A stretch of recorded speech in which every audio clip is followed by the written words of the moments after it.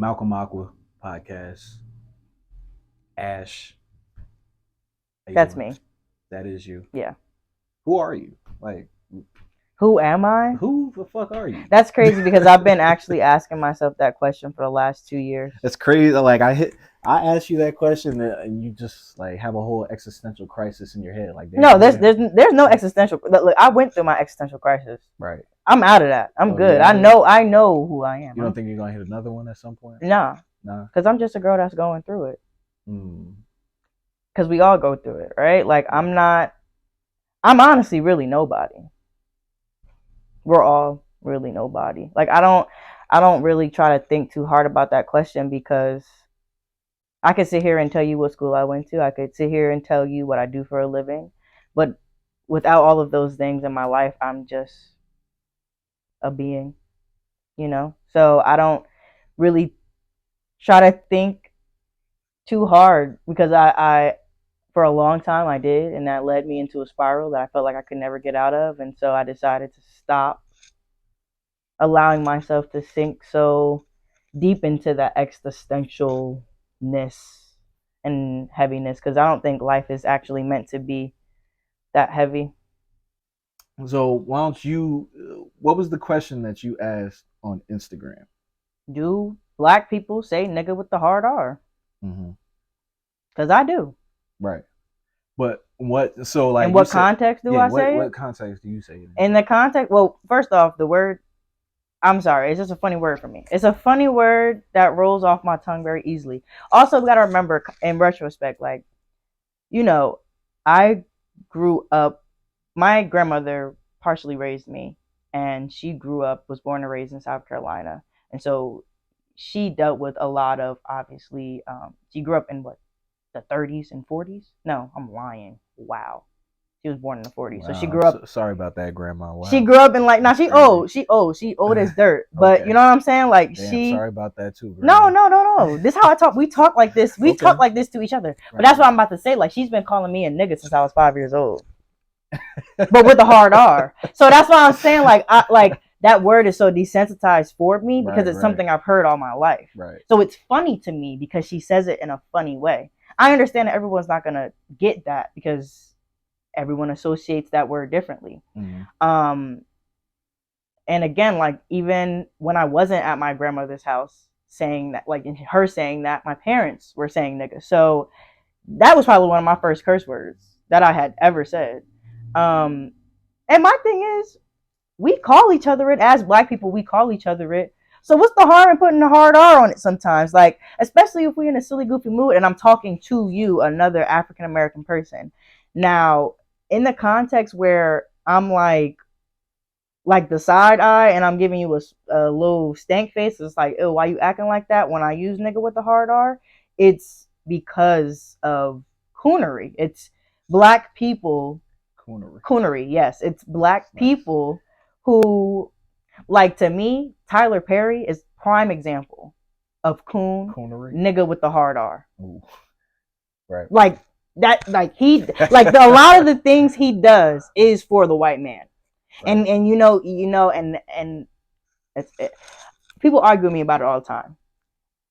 Yes, he's got his little 40 acres and a mule studio. You know, he got his little black people in there, but I just don't feel like he necessarily does justice for the black community, especially with the different films he puts out about stereotypical black women. It's annoying to see. I haven't even, like, I got a whole, one day I'm just going to give y'all my whole Tyler Perry take, because I got like a whole take on Tyler Perry, just as far as his movies go, but just to sum it up, like, yeah, the movies is weak to me. He's weird. I think he's very weird. Mm-hmm. I think, you know, I enjoy his coming up story. I enjoy what he did theatrically, like with the plays and having them in theaters. But like what after Family Reunion, Daddy's Girls, that's when it started to go left. And I mean, those even are controversial. Like, why is it that every time we have a movie, it's the black woman who, you know, is either struggling or is getting abused by some man and like, yes, cool. These are some of our stories, but it's not all of our stories. I like to see better representation of Black women. And then when you have the Black men in it, they're like, you know, the saviors, and it's like, okay, that's cool, but women be saving the day too. Like, it's just he doesn't like Black women. I mean, I don't think he. I know he doesn't. I don't know if he has the best relationship with his mother. I know he said that the Medea character is based off of like his mom and aunt, which that feeds into the coonery as well, Right. because that's like the stock character of the mammy, like Aunt Jemima, all of that. You know, just blackface. It's like he's a black man who's doing blackface, Mm-hmm. and it's disgusting. It's crazy. I never heard anybody put it like that, but I agree with that actually. Like, yeah. He's weird. He's very weird. I don't like him. So he would be a nigga with a hard R for me. You know, I agree with you on the sense that first of all, for me, like if it's between black people, if it's between black people, like yeah, that don't bother me.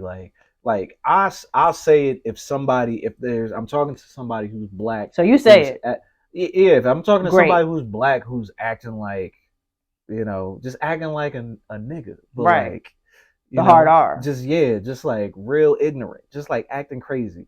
I'll just be like, yo, you really acting like a, you know, hard R. But like, you know, what was interesting to me is that, you know, when we was talking, I asked you like a couple things, like just, you know, like basically what you do and stuff like that. And like in the first line that you said, do you know what the first line? I don't remember.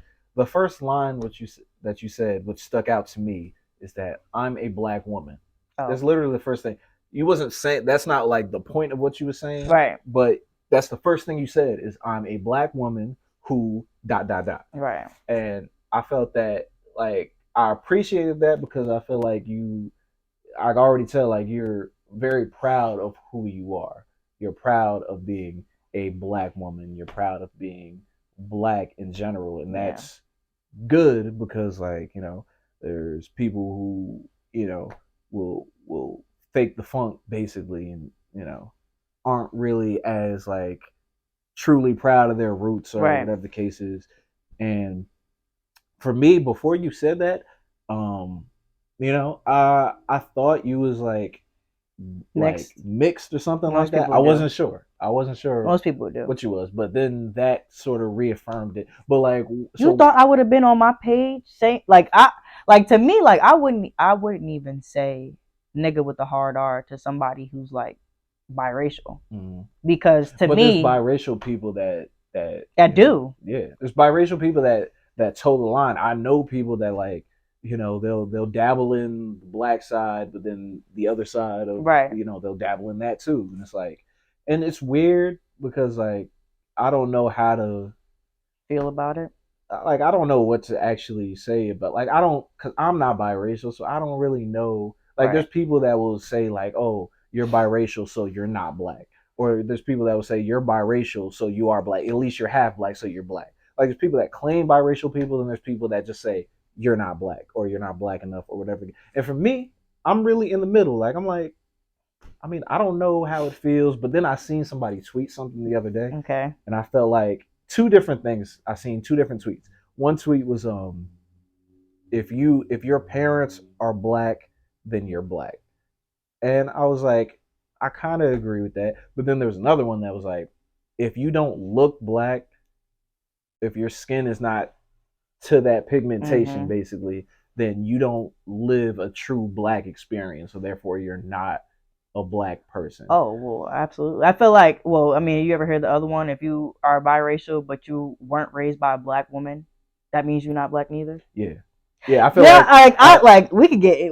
I feel like I feel like that's the more, because the black woman raising you is different from like if you have a different race mother. Right. I feel like the mother is like the core of like you know who you are, because they like for the most part they do the most nurturing, yeah, for sure.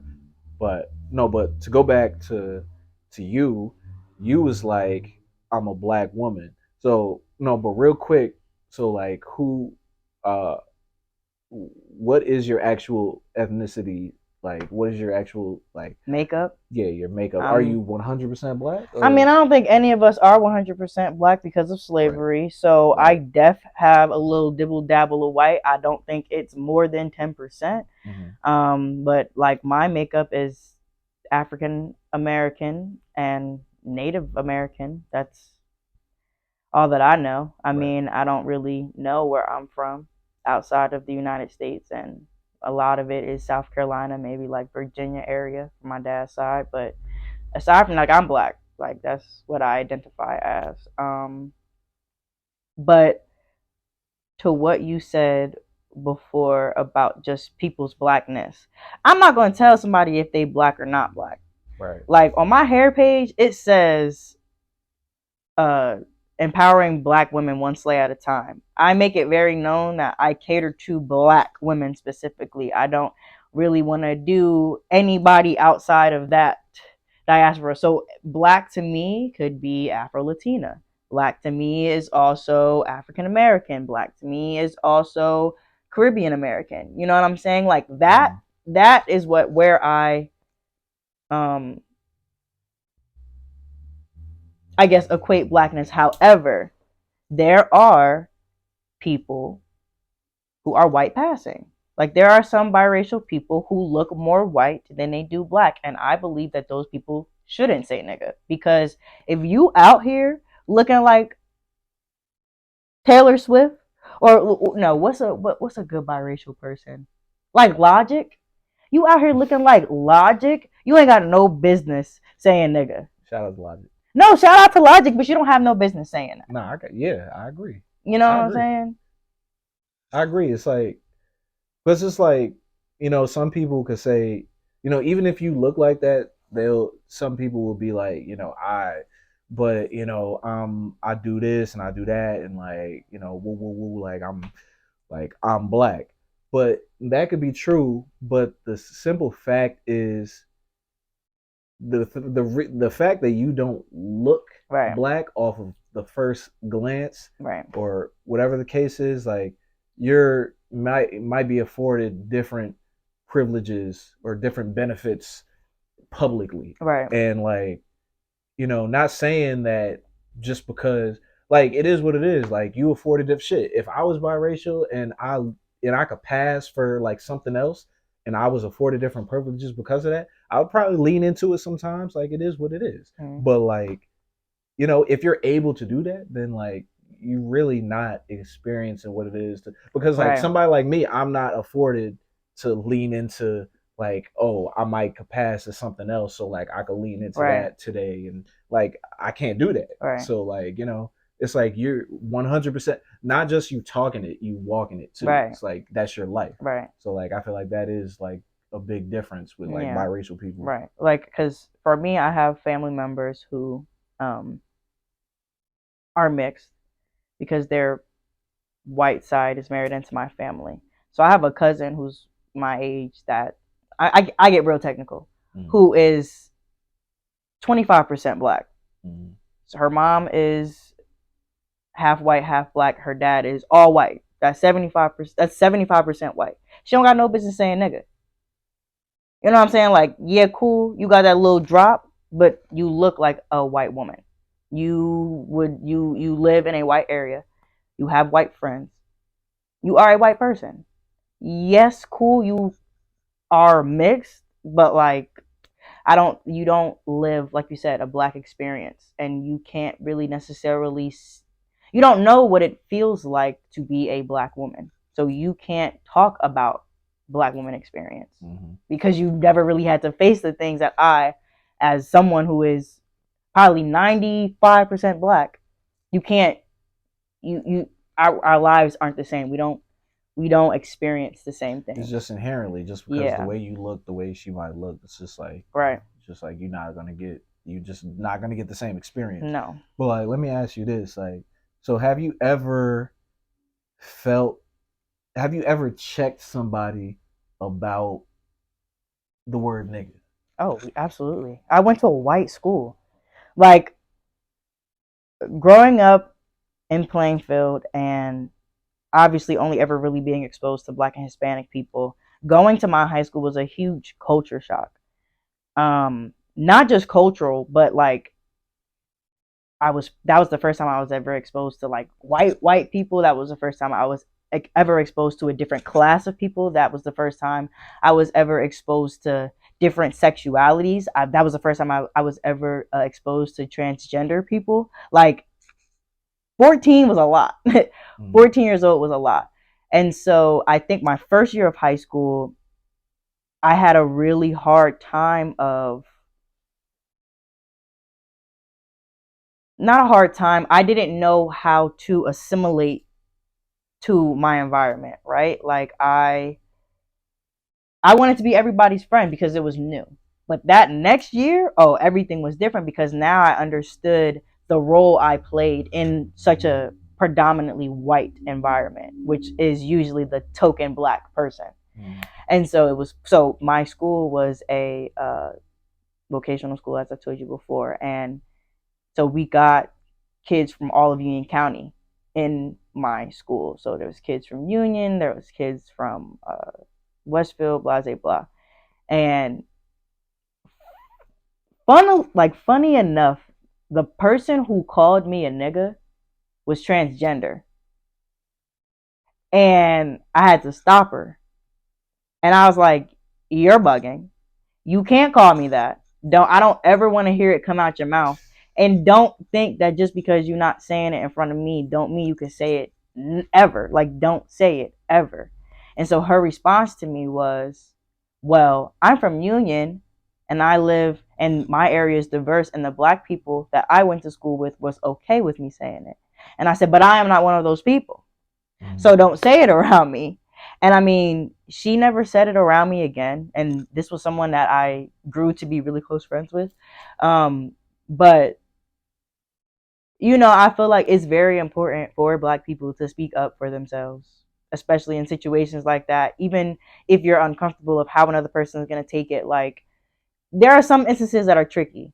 Like, in the instances of, like, let's say somebody's Spanish saying nigga, but they damn near my skin complexion. See, now that's more my wheelhouse because like that is a like weird space to be in because I went to school in Perth Amboy. Right. So like I never really went to school up until like college. I never really went to school with like abundance of white people. Right. So like it's always been like in Amboy, it's Spanish people. Right. All Spanish people, a few Black people sprinkled in, maybe one white student, for every like class or whatever.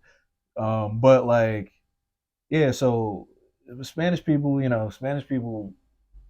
they say nigga a lot. Right. Like amongst themselves, and they have Black friends, and we grow up in the same community, so they feel like it's a rite of passage. But then it's like if they go to a neighborhood where it's Black people and they didn't grow up around Spanish people, it might be different, right. And they have to know how to like maneuver through it, navigate that. Yeah, so it's like, but for me, it's like, it was weird for me growing up because like I never really knew, like I don't know who I can, I didn't know who I could tell you can't say nigga to, like like because it's like I said, like a lot of Spanish people just grow up around Black people, right. And they just think like this is like normal to me.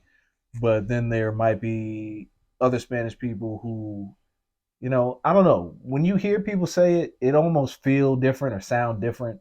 Just hearing like case by case, it's right. Almost like a case by case thing. Right. To me, personally, unless you trying to say something to me with like malicious intent, like you trying to like right. say something to me, I really typically never really had like an issue with it for real. Like it's always been like, because I've never had somebody like say it to you, say it to me like crazily, like right. Like trying to like on some hard me. R yeah, shit. Like I've never really been around somebody who was trying to do that. So like it was never really like a thing for me. But I always feel like, especially in school, from what I've seen, that looked like a rite of passage. I don't condone violence, but it really looks like a rite of passage to whoop somebody's ass if they say it to you in that manner, like especially in school, Right. because I feel like, correct me if I'm wrong, but like,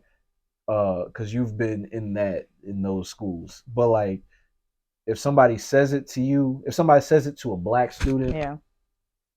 black student can then proceed to whoop that person's ass, and then when they both get called to the principal's office, be like, oh, well, they called me the N word with an ER. Then I feel like the principal is just like, oh, well, I guess I can't do anything about this. Right. And, it's just like, I feel like it's an uncomfortable situation for a lot of people. Yeah. My biggest regret, honestly, in school, and this, not like it was up to me, but like, I wish I could have went to like a predominantly black school.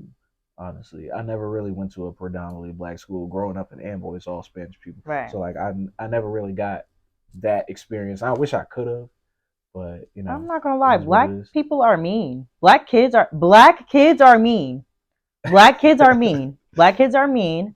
And I've been on both ends of that. I've been the girl who was, I wouldn't necessarily say picked on, but ostracized by other black people for not being black enough because of different things I like, the different music I listen to.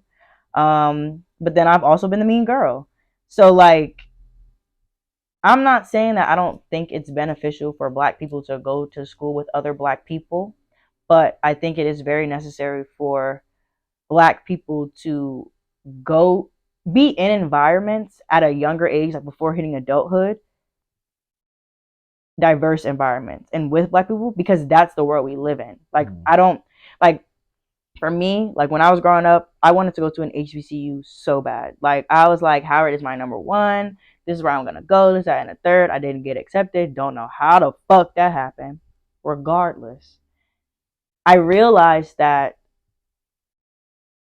sometimes when and this isn't to knock HBCUs, because at the end of the day, I understand why um, those specific universities obviously came about. So black people go to school. Right. But sometimes I feel like it's a hindrance to certain black people who've never been exposed to white people in their entire life, because then they graduate from college and they don't know how to assimilate. Like, no one's saying, oh, you got to kiss the white man's ass. But if you kind of want to make it somewhere in this world, you got to know how to. Because that's who literally runs every fucking thing that we do. And that's just the sad reality of everything. So it's just about like that, outweighing the pros and cons. Like, I hear you wanting to go to school with more black people, but I feel like you probably were a little bit more prepared for the world, knowing that you've dealt with so many different types of people. Because that's how I feel about like my experience. Yeah, right. Like, I don't want to. It sounds crazy, but like, I'm almost like more comfortable. Not more comfortable. I don't want to say more comfortable. Like, I I have a better understanding of talking to other ethnicities. Maybe not white people though, but other ethnicities. People that aren't white. Yeah, non-white people. There you go. But more than black people, because then I work in Plainfield, so like everybody's black. Everybody's black and Spanish. Downtown area is very it's, deaf. Well, I'm talking about where I work. I'm talking about like my actual job. Okay, like, everybody's black there. Okay. Like, yeah, but everybody in the city, like, yeah, everybody, there's a diversity. It's just black and Spanish. Yeah, but like, it's almost like, I understand I think other ethnicities just as much as black people, because really the only black people I was exposed to as a child was like my family, right, and like the few token black students that I went to school with. So, and yeah, being the token black student, I've been that, and it's not fun. It's not fun. It has its pros and its cons, because like I feel like automatically, I don't know, for me, it was always like, people think you're one way. People just generally think you're like a cooler person because you're black. Right. Like, people gravitate towards you to an extent, right, because you're black. But at the same time, it's like, then they don't accept you the way that you don't blend in the right, way that you want to. Days that maybe you just want to blend in and just be like regular. But Right. like, you're the only black student, so you stick out. Right. And that can be annoying. Hmm. I think for a long time I enjoyed being the token black people because I thought that made me cool amongst the white kids. Mm-hmm. Um, and so like my high school friend group, we were a very diverse group of people. It was like 10 of us. There was, I think, maybe like 4 of us that were black, 4 that were white, 2 that were Hispanic, and 1 that was Asian. And then everyone's queer. So very, very different group of people. Right. But there were a lot of instances where like if we did group things, I would be probably the only black person to show up.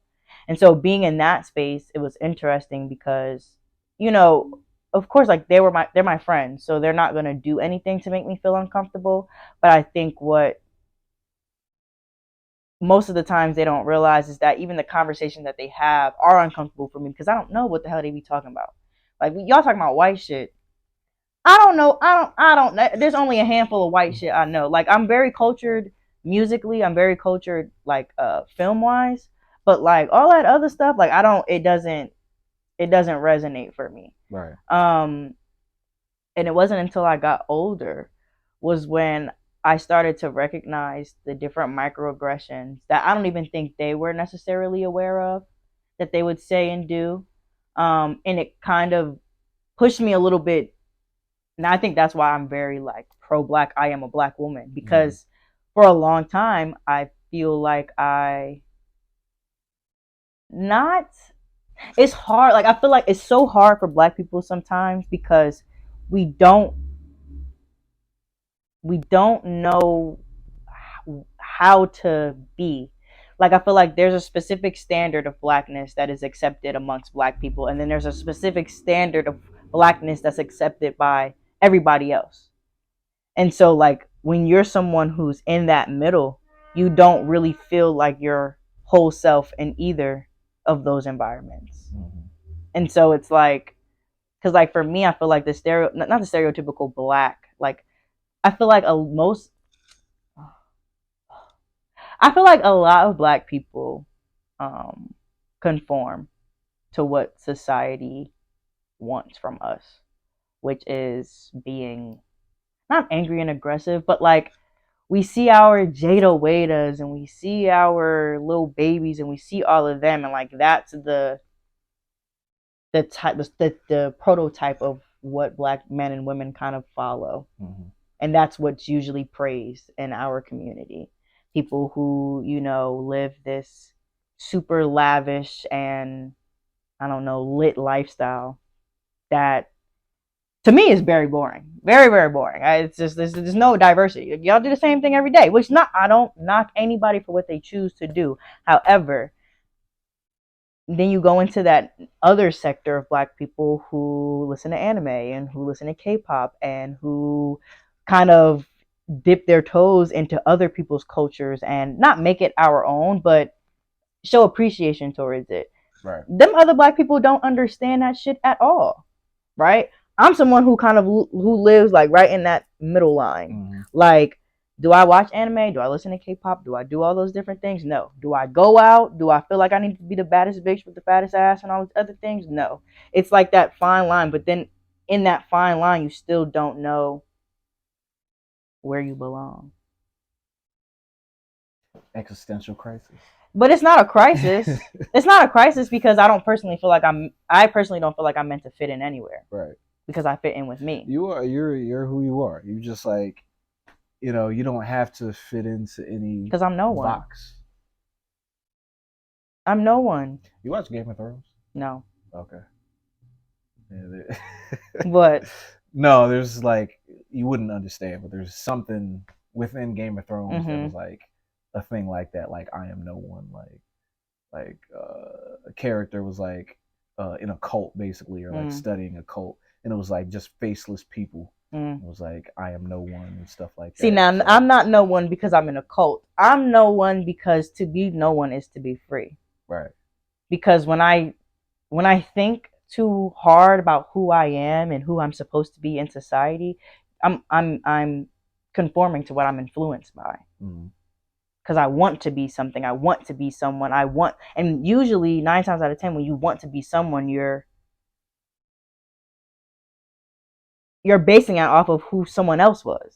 You know what I'm saying? Like, I want to be a doctor because this person was a doctor, and I looked up to this person, and so I want to do this. But like, for me, honestly, like, I'm not gonna say I don't look up to anybody. I'm not gonna say that I don't have people. There aren't people that have influenced me and the different things that I stand for and believe in, but I don't care to cling on to those things because those things aren't me, because I'm no one. Superpower. If I had any superpower, what would it be? Yeah, one. Fly. Because I actually, like, if you were to ask me, like, if I were to be any animal, I would either say a dog or a bird or a butterfly, even though butterflies don't live long.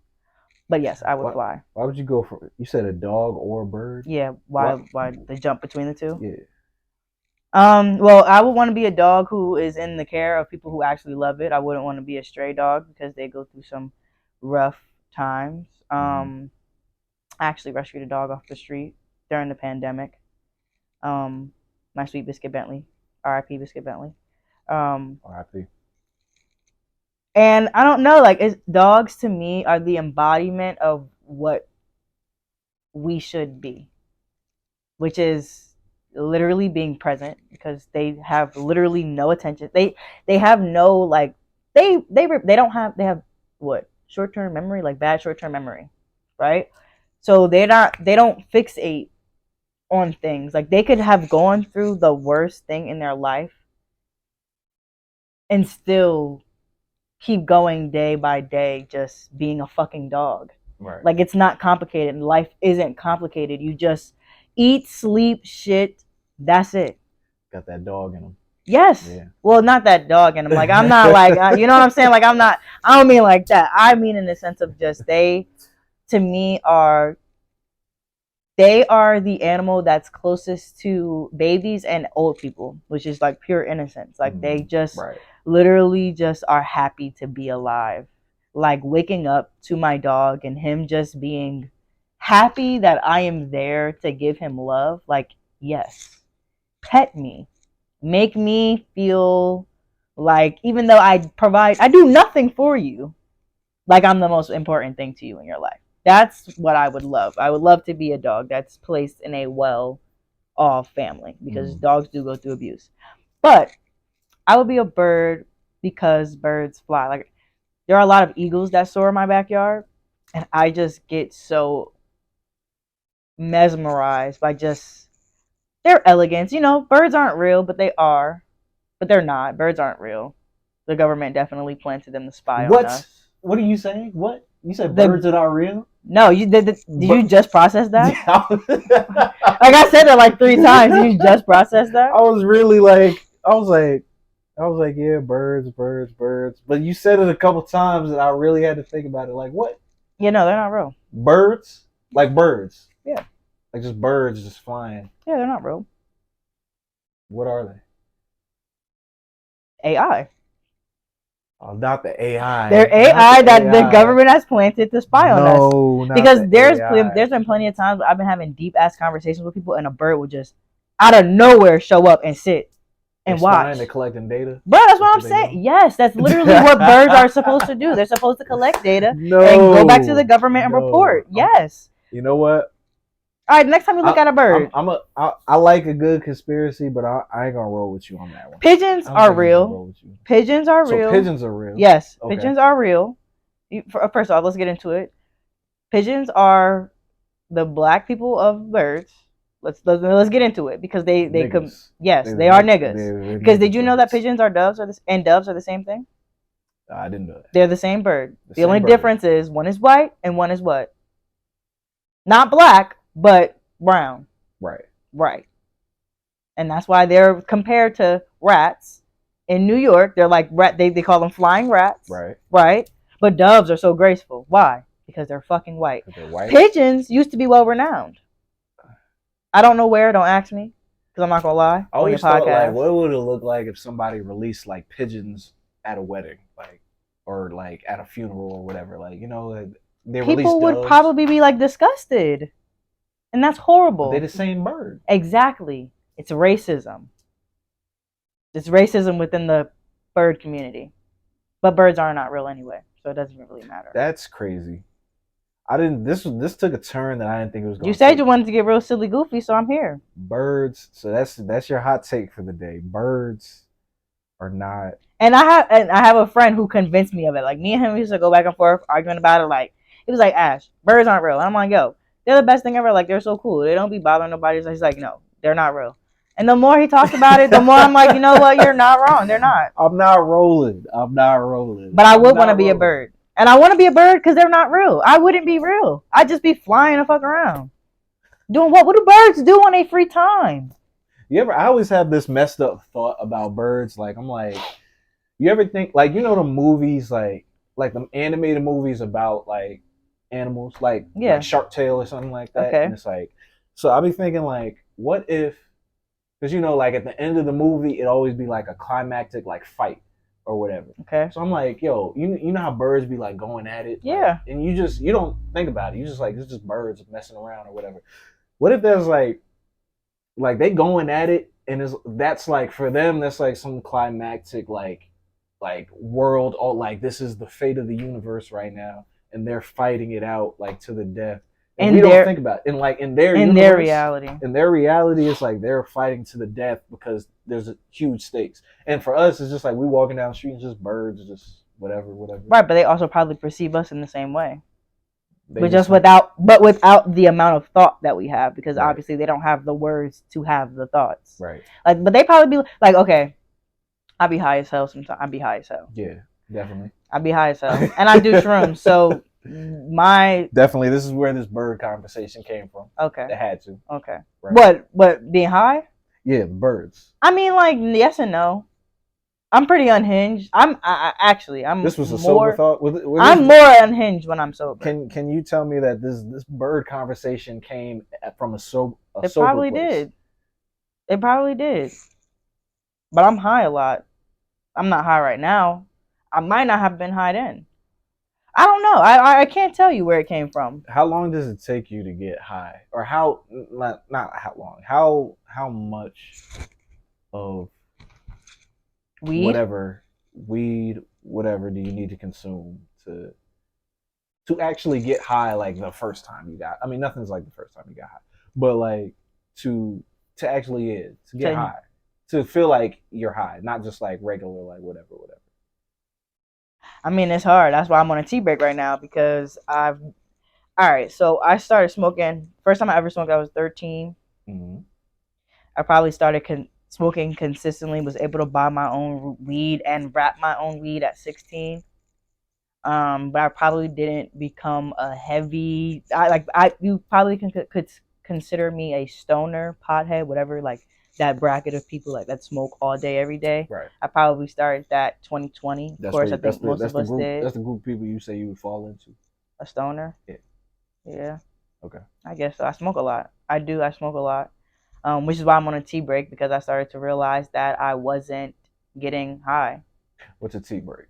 A tolerance break. So you just stop smoking so that when you do smoke again, you build it back up. That you get hit. Like I went to New York the other day.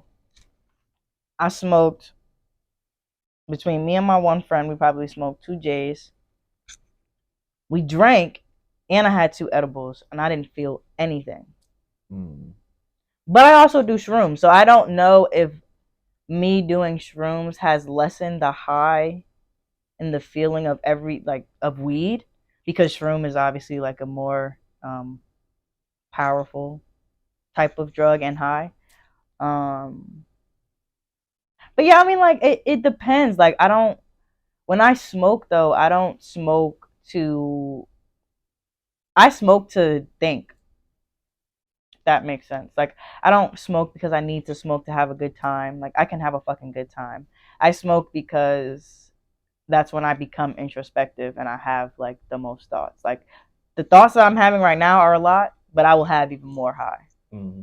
So, like, this is my thing with being a smoker. I feel like you're not a true smoker and it should be obvious, but you're not a true smoker if you don't smoke by yourself. Oh, absolutely. Absolutely, right?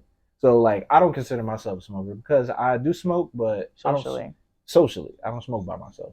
So, but you smoke by yourself. I prefer to smoke by myself. Prefer to smoke by yourself. Yes. Right. Why is that? Because some people don't know how to smoke. Right. Like, nah, I'm not gonna say that. Some people don't know how to smoke, and I've smoked with people who will smoke and not get high, but half of the weed is gone because they're not smoking it the right way. That pisses me off. Give me my fucking weed back, because you just wasted weed. Like, now you're wasting weed. I mean, did they if they put down, I mean, 9 times I'm the one that usually has weed. So if I'm smoking, if me and my friends are smoking, it's because I'm rolling up. Okay. And that's how I'm pretty generous when it comes to that. But that's because I smoke. I always have weed on me. Right. But like, I prefer to smoke by myself because it just I don't have to wait on. Everybody don't do the puff puff pass rule. Everybody has different smoking etiquette. You know, like, you don't chief, you don't talk while you got the blunt in your hand or the J in your hand. I also don't smoke blunts. I have not smoked a blunt in the last 2-3 years of my life because they are not good for you. They are not good for you, people. Put the backwoods down. Put the swishers down, put the entourages down, put that Fronto down because it's just as bad. It's got nicotine in it and it's addicting. If you gonna smoke, smoke clean. Papers, bowls, bongs, that's it. But yeah, I don't know. I just feel like I'm grown. Like, I like being able, I don't know. I just like being able to roll up after, because for me, I like to think I'm a very productive smoker. I'm not someone who, when I smoke, I go to sleep. I'm not someone that when I smoke, I get super lazy. I like to do things because if I don't do things, I feel like I'm wasting my weed. Mm-hmm. So 9 times out of 10, when I'm smoking, it's because I'm rewarding myself for finishing something. Like, when I do my morning routines, when I finish my morning routines, I'll smoke. And then I'll go do something productive. And then after I've done that productive thing, I'll smoke. Do you like Community? The show? Yeah. No, not the show. Oh. I don't watch that show. Okay. But like, just the idea of people, like a group of people. Like, because you say you smoke alone, but this is a separate thing. But like, do you prefer to like be alone? Do you prefer to be by yourself, just in general as a person? Like, in your normal day to day, do you prefer, if you could have it your way, if you could live the perfect life you had, let's say you had $2 billion and you can live the life you want to live and move how you want to move, would you prefer to on a daily basis be to yourself, or do you prefer to have people around you? Obviously, people that you care about, Yeah. people that care about you. Would you prefer that, or do you prefer just to like, I'm good just moving how I want to move by myself, and I can just self-soothe and just take care of myself as a person? I believe the term is an omnivert, which is the in between being an extrovert and an introvert. Right. So I appreciate and value my alone time. I need it in order for me to have the capacity to be around people. But I don't necessarily prefer one over the other. Like, I know when my social battery is low, and I know when it's time for me to sit the fuck down and get out of really hectic environments. But I also know when it's time to unplug from the charger, because if I keep myself plugged up, that's unproductive. Like, the point of this life is to connect. Community is very important to me. It's about what community you put yourself in. Like, right now I'm in a space where I feel like within the last 2-3 years, I've definitely been cutting off a lot of people, like cutting out a lot of people in my life, because I started to better understand who I am, what I value, the type of energy I want in my space.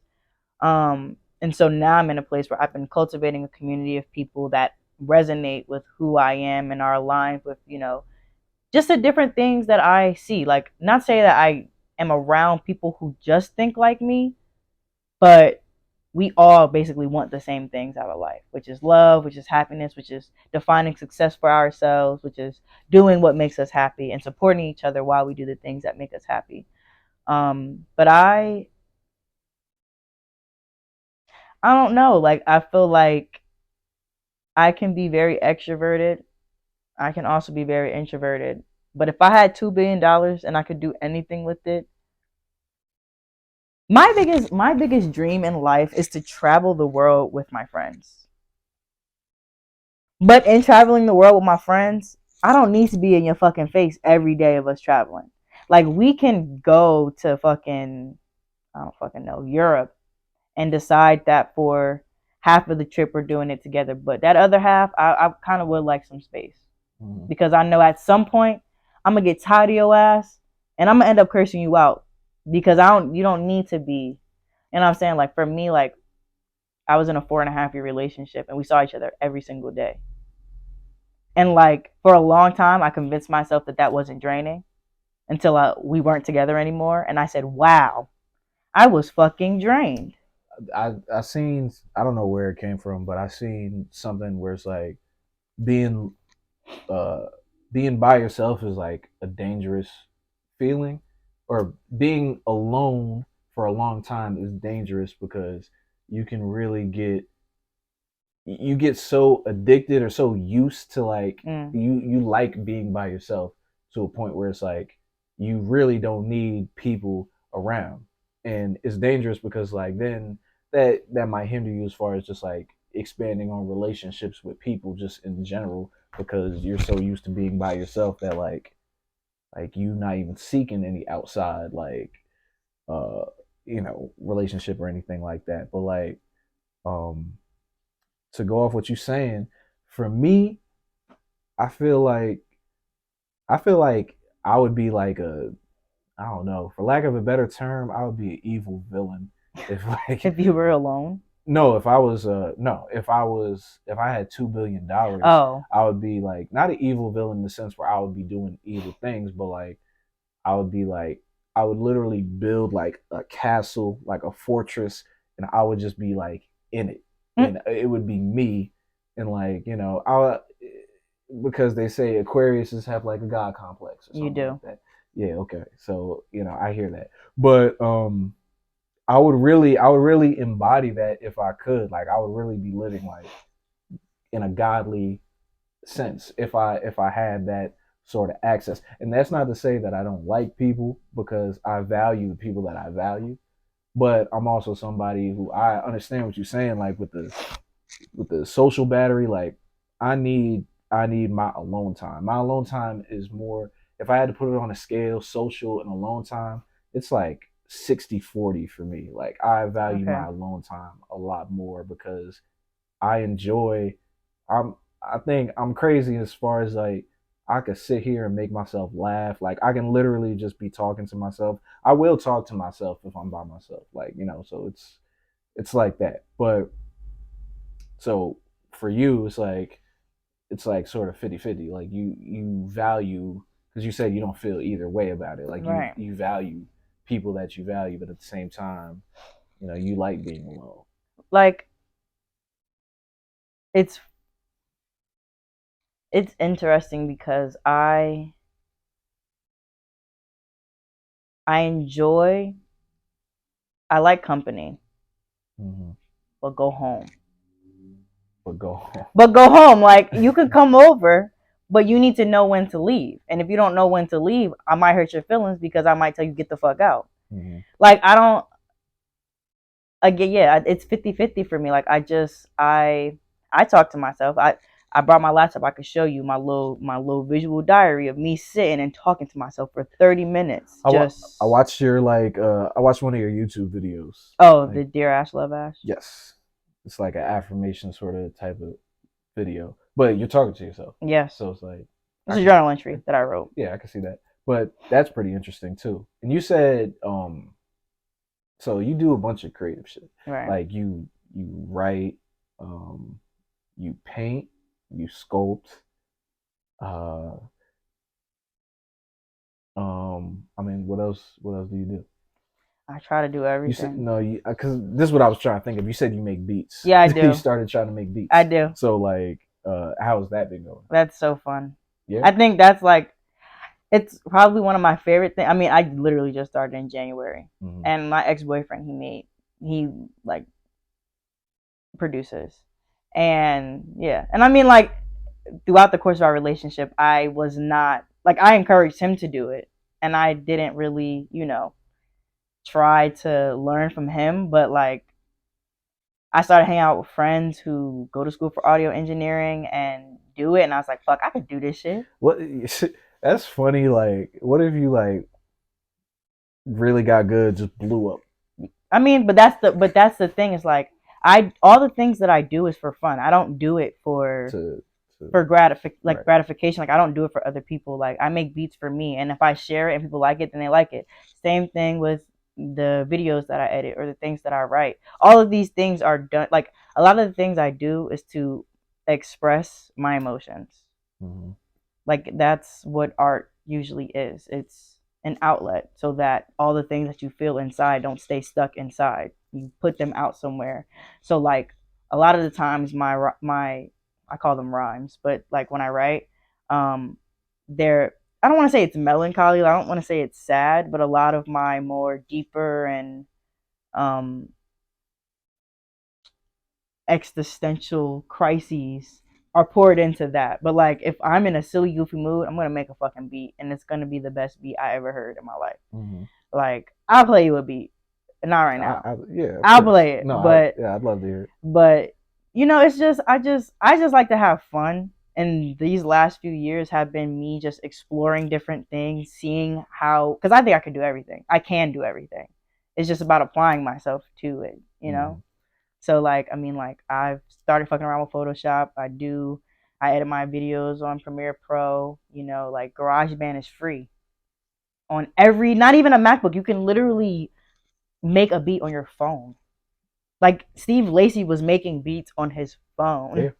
And that nigga blew up. Like it's that simple. And it's just about not thinking too hard about it. Like you're just doing it for you, just for fun. That's the main thing. Like whether you want it to be something grand, whether you want to like monetize it, make money off of whatever it is, you got to just do it. You got to do something because you want to do it, because Right. you enjoy doing it. If you don't enjoy, like, there's people that, you know, rap is obviously a big market financially now Right. in this day and age. So, like, there's people who just do it just because they see dollar signs. Like, Right. yo, I can, like, I seen this person and this person and this person making money, so I can do it.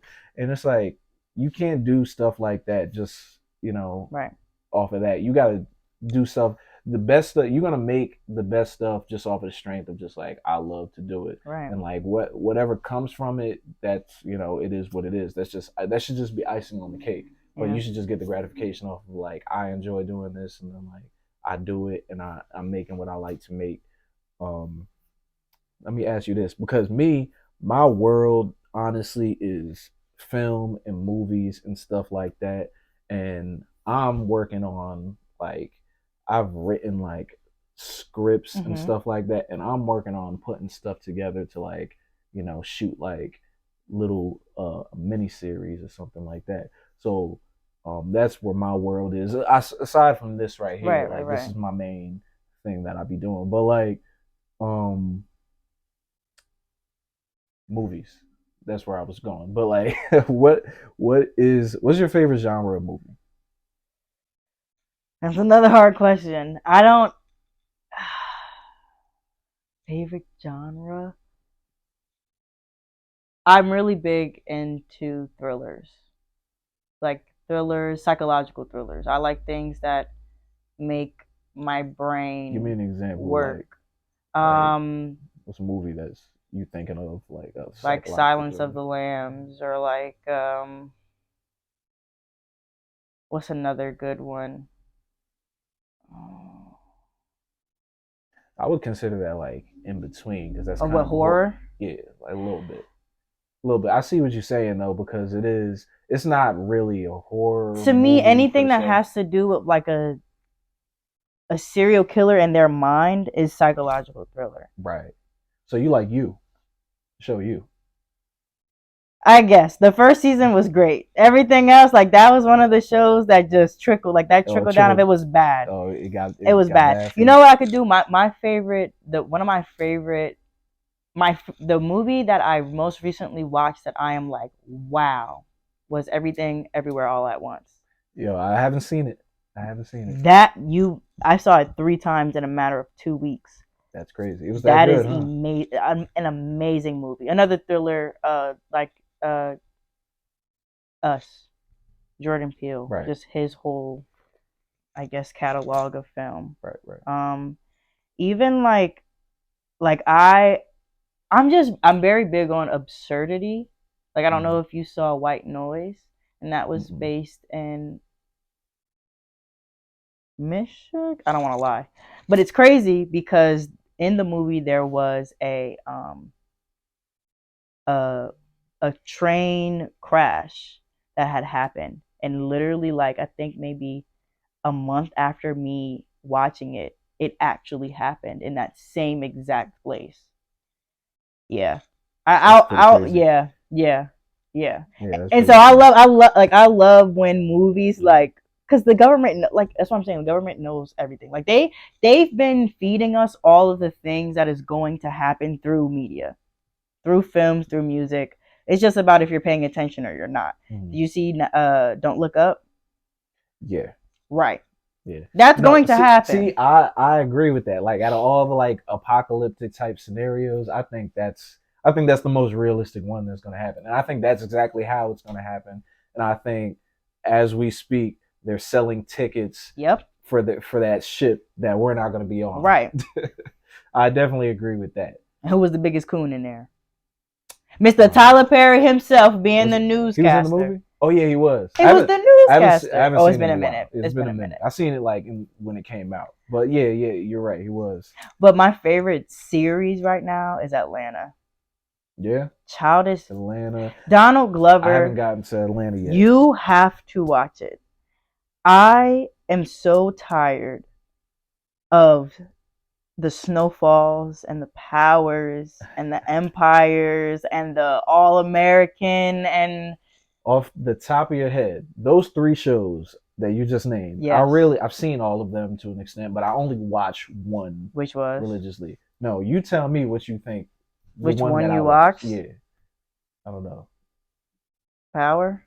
Yes, Well, I feel like everybody like watched a nice amount of Power. Like I watched Power up until season 3 I watched the whole. I was with late on. Tommy. I With was late on the Power train. Yeah, I watched the original Power. I was late. I started watching it.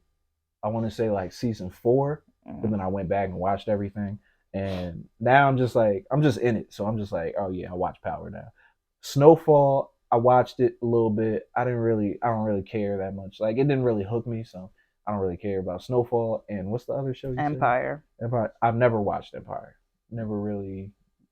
I was just like, oh, never got into it. That was a Never high watched school it. show, so I only watched it because everybody else in high school was watching it. Power, same thing. That started in high Power. school. Right. I stopped at season 3 because it started to get real crazy and ridiculous. And 50 Cent is very unhinged. A cancer man that I'm not really a big fan of. And then That's your people. no, he's. I personally, if I'm being honest with you, I don't really like cancers, but that's another Oh topic for another day. man. Um, I like me though, but that's also because of my other like placement makeups. But we don't gotta go into all that. But yeah, Snowfall. I watched maybe 3 episodes of that, and I was like, no, absolutely not.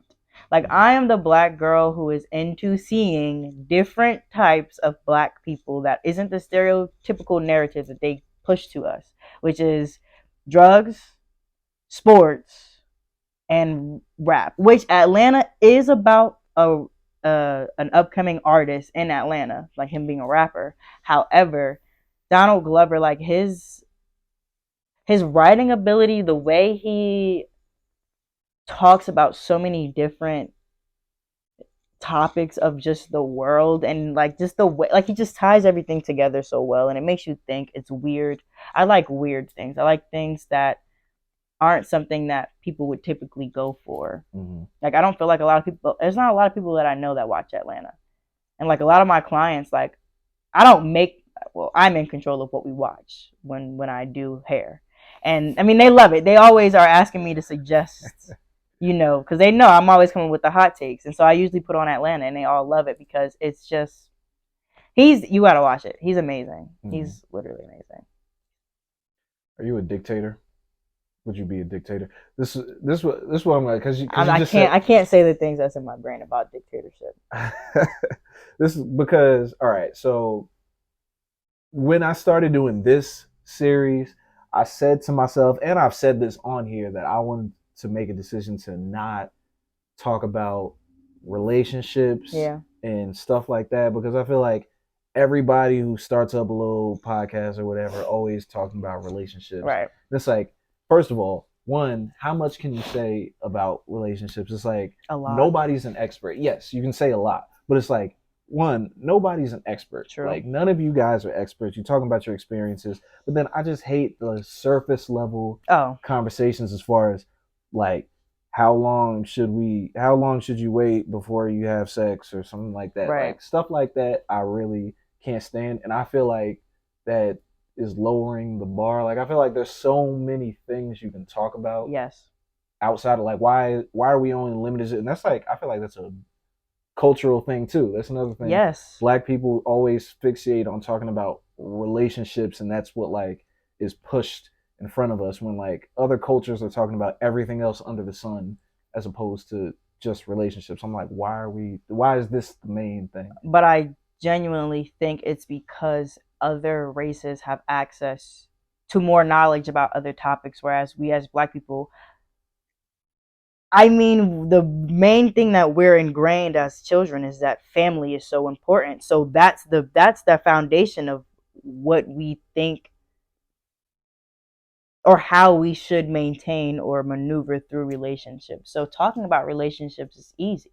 Mm-hmm. Like that's a no-brainer. Surface level thinking, I feel like a lot of that is the conformity aspect of Black culture where we don't necessarily know how to dig deeper, and I think we don't know how to dig deeper because we don't have the resources to dig deeper within ourselves. If more Black people went to therapy and were put in front of someone who would ask us questions to actually reflect and internalize the different things that we've gone through, I think we would be able to have a lot deeper, more meaningful conversations with each other. Right. But we don't, because we don't know how to do it with ourselves. Like I know that I'm a very intense person. I know I'm very intense because I do that for myself. So when I'm talking to somebody else, I'm gonna get you there. I'm gonna ask you some questions that might make you cry. But that's how you learn more about you. You know what I'm saying? Like it you're right, it is limiting and it sets the bar really low, but then it helps people like us who want to do more than just talk about relationships, because there, like you said, there's so many things that we could talk about. I personally, I enjoy talking about relationship and relationship structure. Like I've been thinking about going back to school for psychology. Right. And social psychology specifically, and just how our relationships and the different influences of our lives kind of impact us and how we think and how we view not only the world but ourselves, because it's very important and it plays a big part in just who we are, whether it be true or not.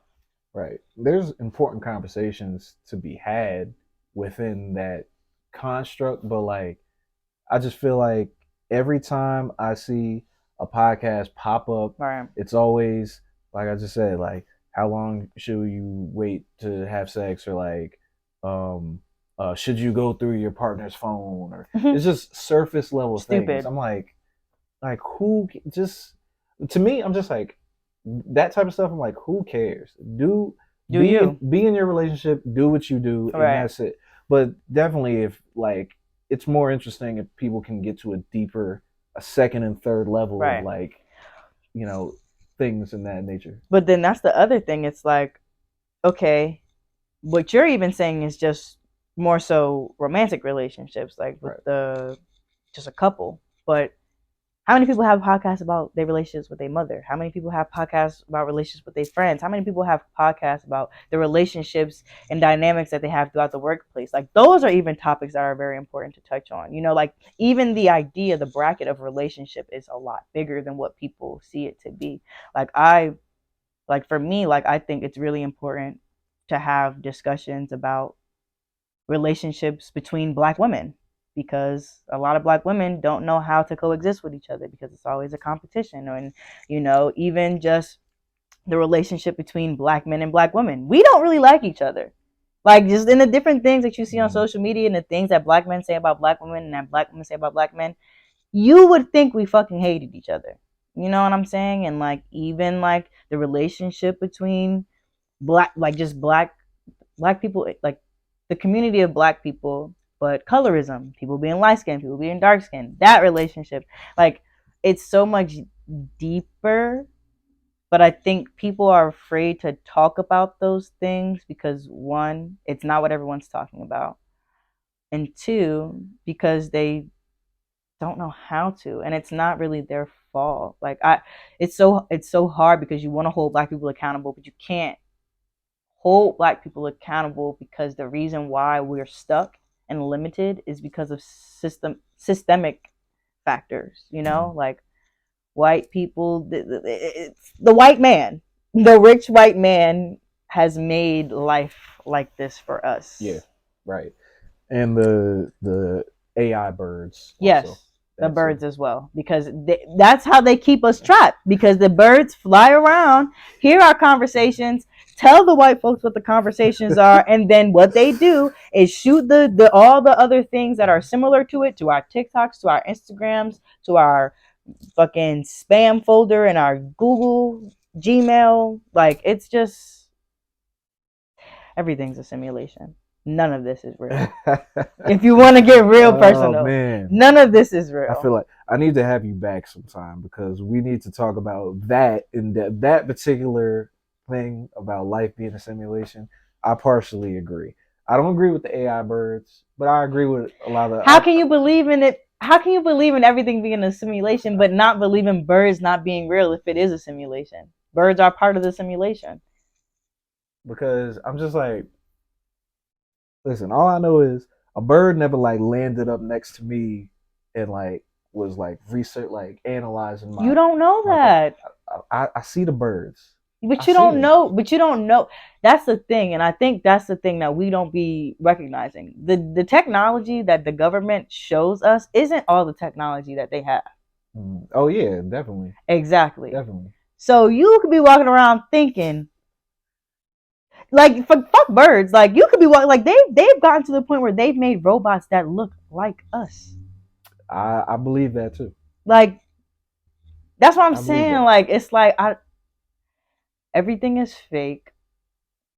I don't know what's and honestly, I think a lot of this stems from the shroom trips that I do. I trip once a month, and I trip once. That's what I said. I was like, I know this came. You said this came from sober thoughts. No, the bird thing did. Is sober thoughts. The idea of everything being fake okay. came from my shroom trips and having to accept the fact that none of this shit is real for real. Like, it's not. Like, one of the last trips I had, I was fucked up, and I was fucked up because I felt like I was dreaming, and I felt like I was dreaming because the dream that I had prior to the shroom trip literally looked exactly like what I was experiencing in that moment. And so for me, it's like, am I still laying in my bed sleep and I just dreamt up the fact that we decided to sit here and have this podcast? Because how coincidental that I want to do I'm in the process of working on a podcast, and you just randomly decided to say, "Hey, you want to be on my podcast?" Yeah, that's the universe. You know what's crazy? The universe works like that. But like, I was literally playing. I had the music going, and before you showed up, and I just put it on shuffle. Mm-hmm. But there was a specific song that I wanted to hear, and I just put it on shuffle. The first song wasn't that, but then the next song was the song that I wanted to hear. I ain't say it out loud, even though I know, like, if you speak, you know, your phone is like analyzing things that you say and shit like that, and that's how like certain things pop up when you're like scrolling and stuff like that. But like, you know, it's just like coincidences. Like, nothing's a coincidence. Nothing's a coincidence. Nothing's a coincidence. No. Everything happens for a reason. Yes. Everything is most definitely set in stone. I feel like you're before I seen what your sign was, I was gonna guess that you was a Libra. Really? You don't think that was very offensive? That's offensive. I hope you take that back, because Libras are actually my least favorite air sign. Oh, air sign, of course, yeah, of course. Like, yes. I mean, it could have been a Gemini. I didn't necessarily have to be an Aquarius. I feel like if you honestly, for me, I feel like if you don't like Geminis, that's because you don't know a Gemini. That's me because I like Geminis. Yeah, I'm sure an I mean, Aquarius. So well, I'm a Cancer. that I could don't. be that could be. It's a love-hate relationship with Geminis. We could talk Right. about now astrology. That's my thing. We could talk about it. No, we Do you know could your big? Do you know your big three? Yes. You know your big six? Not off the top of my head. I would need to like. I have like an app. I could see. CoStar, Pattern. Which one? I'll tell. No. What is it called? Starts with an N. I forgot. No, I can't tell you. Nebulous. Oh, I don't know. whatever. Yeah. What's your big three? Aquarius, Sun. Aquarius, Sun, Gemini rising, Okay. and Aquarius moon. I'm an Aquarius moon too. Okay. And a Capricorn rising. Capricorn rising. But then my big six, my Mercury is in Leo, my Venus is in Gemini, and my Mars is in Cancer. I can't tell you off the top of my head, but most likely everything is Aquarius. I'm like a stellium or whatever.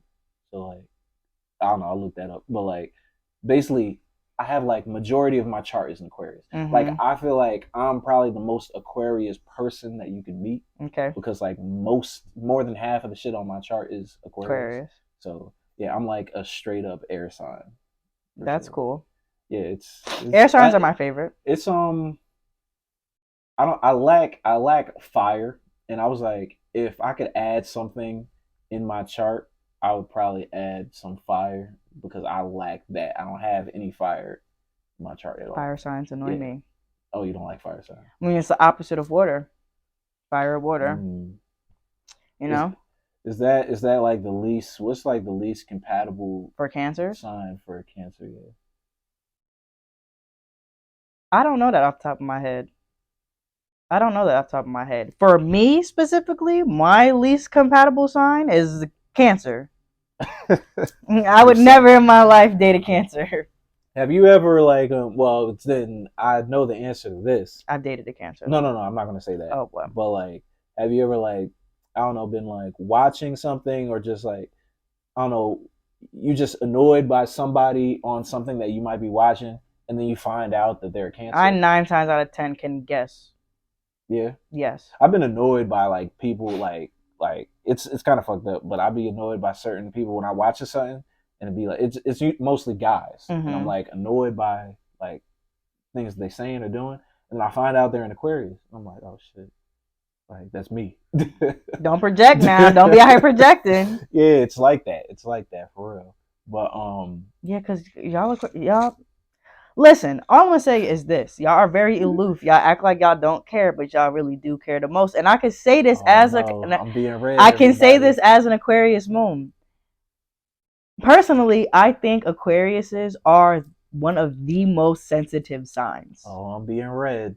And what happens is that the nonchalant nature of you guys doesn't read that. But when y'all get y'all fucking feelings hurt, y'all, it's so like y'all just, you know what I'm saying? Like you're just out, you gone. That's it. There's nothing to be said because y'all are very talkative. You're air sign, like y'all are very intellectual. Y'all have a lot to say. Maybe not as much as a Gemini, but it's like for me, I feel like Aquarius is we're like either very talkative. I don't feel like we're in the middle. We're either very talkative, or we're have nothing to say, right? And we're just like having weird like interactions.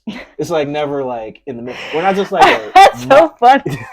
No, it's funny because it's true. It's like we're never like a moderate, just normal, casual person. It's like either we're very talkative, one extreme or the other extreme. Yeah. So, and I grew up with my brother who is an Aquarius, but I think that's why I like my favorite sign is Aquarius, and I think that's why I understand okay. That's no praise to you. That's God complex. Y'all need to put that shit to rest. However, I think because growing up with an Aquarius brother, and we're only 19 months apart, so we're like more friends than me being his big sister. And so I understand it. Like I understand where you might not have the capacity to talk. I don't take it personally. Like when you're dealing with an Aquarius, you can't take things personally because I don't think y'all do things out of malicious. Y'all are just you, and that can be hard to read sometimes. But it's not hard for me because You I understand. surround myself with Aquariuses. Right.